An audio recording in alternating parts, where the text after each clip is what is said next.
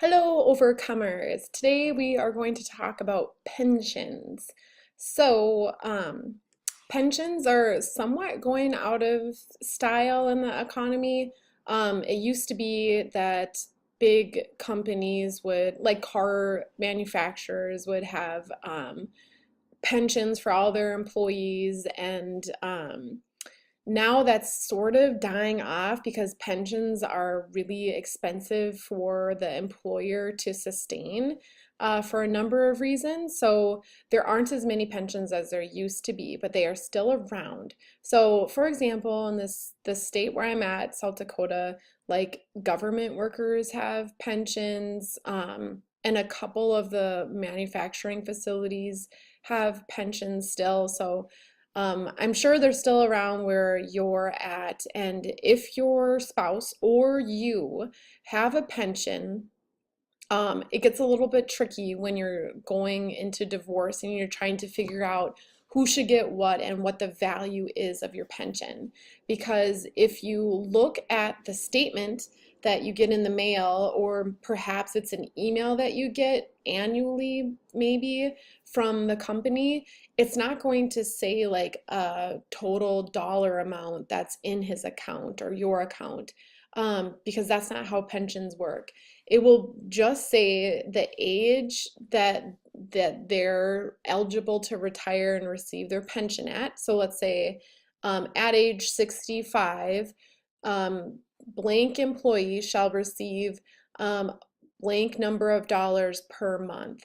And typically that will be like a life long number. You, depending on the employer, they could have choices. So they could choose to include like a spouse on the plan. So it's like a second to die policy. So what that means is you'll get a little bit less per month. So maybe instead of getting $700 a month, they might only give $500 a month, but it would cover both spouses. So if the first spouse that's covered with the pension dies at age 70, let's say, the spouse would still continue to receive the pension payments until that person dies. But because you're covering two people's lives, you have to, it's more expensive for the pension company. And so your payment will be reduced. So sometimes you have options like that. Every pension is different. And so sometimes there's lots of options like that, and sometimes there aren't any. So you should at least get a statement in the mail that says like the pension monthly benefit at the retirement age. That's like the minimum. Um, Sometimes they'll have like login information where you can go in and get more details and see more options. You might have to call in. Pensions, they're a little bit hard to like get the information from, but you're gonna need at least at minimum that monthly benefit amount at what retirement age. And then you can give that to like your divorce financial analyst, possibly your financial advisor, and they can crunch the numbers and give you a valuation for the present value of that pension. So it's a special formula that's used on a financial calculator in order to determine what value you should include in the divorce. Um, so so pensions are pretty complicated, and I'm not gonna lie, but you still need to do the work to include that in the divorce process to figure out who should get what. Um, Not all of the pension may be considered part of like the marital property. So if you were not married while you were like accruing some of that pension, you, let's say you got married and you had a pension 5 years prior to when you got married. Well, so only the portion of the pension while you were married is what you should be including in the marital pot to divide up and make fair and equitable. Um, so keep that in mind. You should get a quote for what that present value is. Your attorney may or may not know how to do that, but just look around for somebody who would know, because it's important, and it's kind of confusing. So also know what to expect with the pension. So with the pension, it's going to require a qualified domestics relations order in order to change the name, or get access to your spouse's pension in the after a divorce. So let's say that the only thing that you end up with in the divorce is your spouse's pension. Um, in order to actually get your hands on that money, you need to get that qualified domestics relations order signed by a judge. It's called a quadro, QDRO. And an attorney needs to prepare that for you, and it needs to be signed off by the pension company and then signed off by the judge. And so it's a that process is long. You can expect maybe 3 to 6 months to get that done. And then you have to pay for attorney bills in order to process that quadro. And so be aware that that will happen if you end up getting the pension, and your half of the divorce, the property, the marital property. Um, Keep in mind that if you plan on getting the pension in the divorce, it needs to be specifically notated in your divorce decree.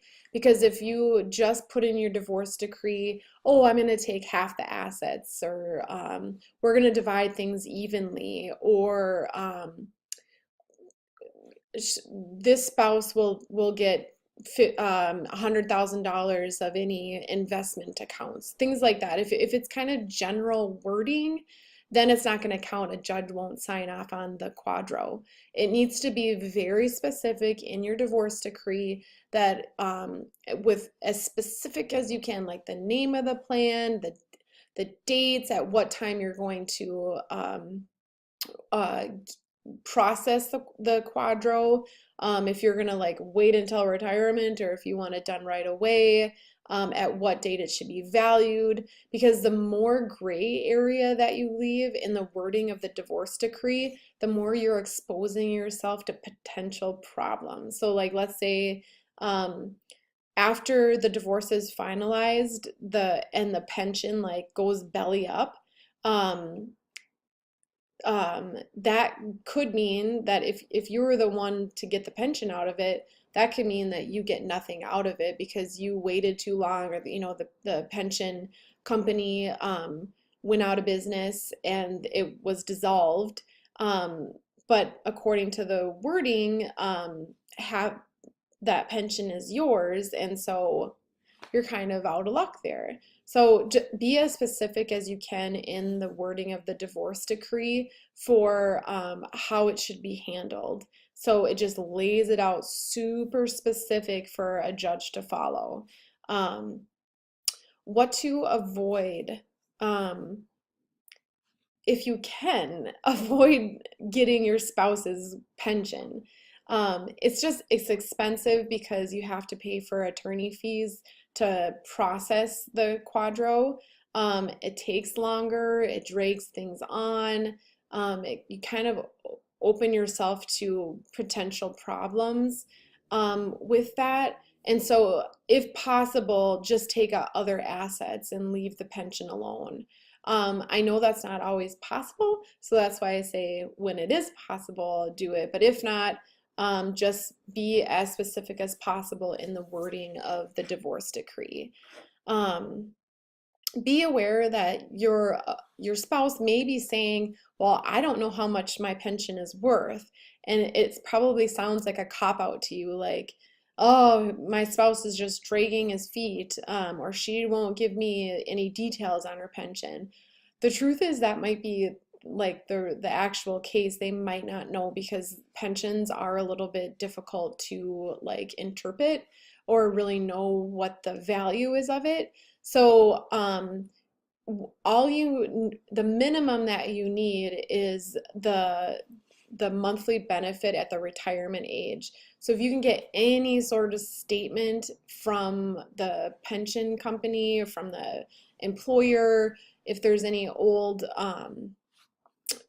statements that you've seen in the mail, um, this statement would be best, but that's a minimum amount of information that you'll need in order to get a quote done by a financial professional.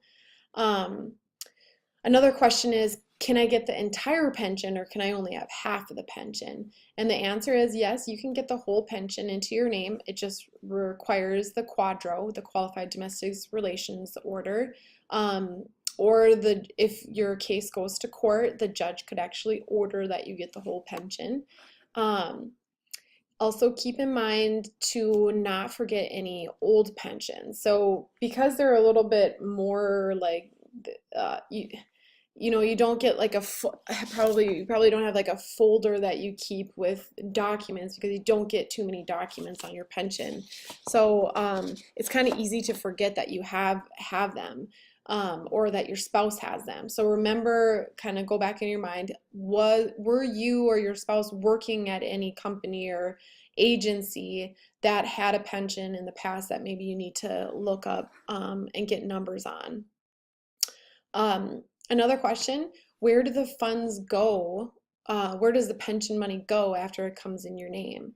So after the quadro is processed, the judge signs off on it, then you take that information, you take all that legal information and you get with your financial advisor to roll that over into like an IRA, a traditional IRA, a rollover IRA. And so the money will be most likely pre-tax dollars that you'll just roll into an IRA, and it will be in your name, and you can invest that how you want in different mutual funds, or however you choose. So that's how it will work. Make sure, let's see. In the end, I've studied and read and heard about many horror stories with how these these quadros can go with transferring pensions from the spouse into the client's name, that it's not handled properly, and they either end up losing a lot of money because the wording wasn't clear in the divorce decree, and then something happens with the account where the money gets lost, or let's say there was a big gain in the market, but because the wording in the divorce decree was such that they didn't get to take advantage of any increase in the pension. So just be really careful on how you word it. Avoid pensions in general if you can, because it will just be additional time and additional cost. Um, but if that's not possible, just be as clear as you can. And yeah, I wish you the best of luck with it. Um, if you have any questions, let me know, and keep your chin up because you are an overcomer.